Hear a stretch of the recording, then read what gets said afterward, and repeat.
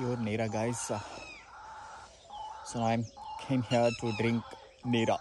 Early morning వస్తే మనకి available ఉంటుందన్నమాట. సో అది చాలా హెల్త్ బెనిఫిట్స్ చాలా ఉన్నాయి ఫస్ట్ థింగ్ నీరాలో. సో అందుకే నేను నీరా తాగాలని వచ్చాను ఇక్కడికి. చూపిస్తాను మీకు లొకేషన్ ఎట్లా ఉందని, ఓకేనా?